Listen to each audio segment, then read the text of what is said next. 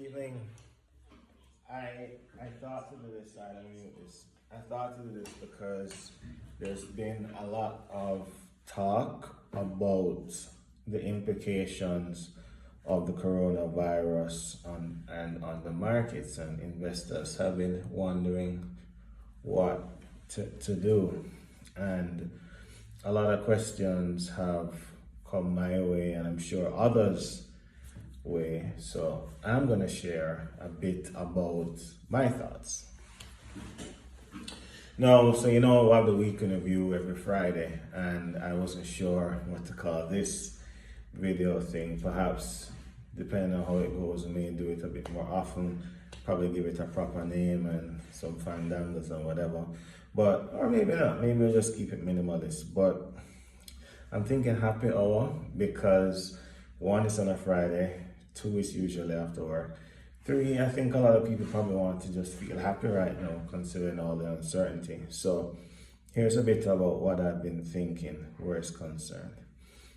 Now, firstly, the questions one would ask is, what is the likely, how long will this be sustained for? We don't know. What's the end game? I don't think anybody knows. Sorry, there's talk of a vaccine, there's talk of herd immunity, and so many other things I can't even get into because I'm not a scientist. But my thought is that unpredictability makes it a bit more difficult to project or predict where this is exactly going. I think though, when I strip it all back and I think about like an economy, like Jamaica, I'm not an economist, but I'm inclined to wonder, okay, what's gonna continue to be around despite the presence of this virus in our atmosphere that has caused great displacement? If the economy declines by 3%, as I say, or 5%, or 30%, what's gonna be around? So I'm thinking food, I'm thinking the most efficient food makers, and I'm thinking beverages, probably even liquor.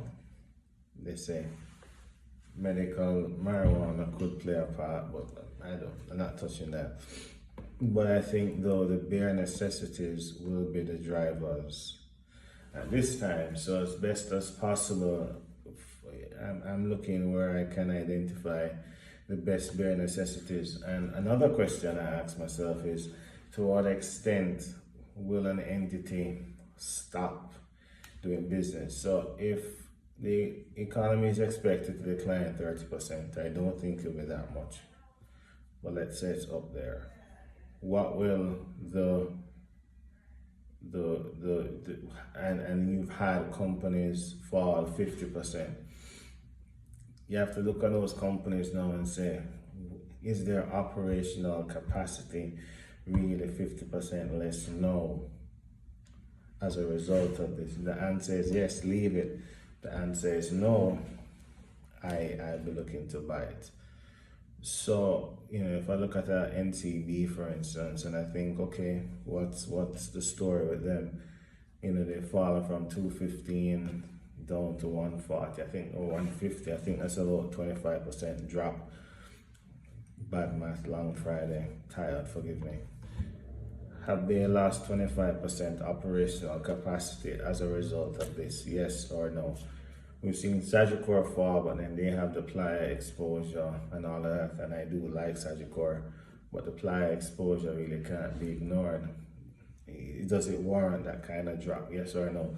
The bigger point is not so much about putting out one company in particular, but to think about the big picture and then trying to fit companies in that picture. So if we go back to normal in 3, 6, 9, 18 months, 12 months, we'd already be positioned appropriately. For me, it's no secret, I like Lasco manufacturing. I think the margins are great, and I think they're in that discount economical space that will be even more relevant at a time like now when you have so much of the stimuli in the economy being driven by fiscal policy, which is effectively government spending.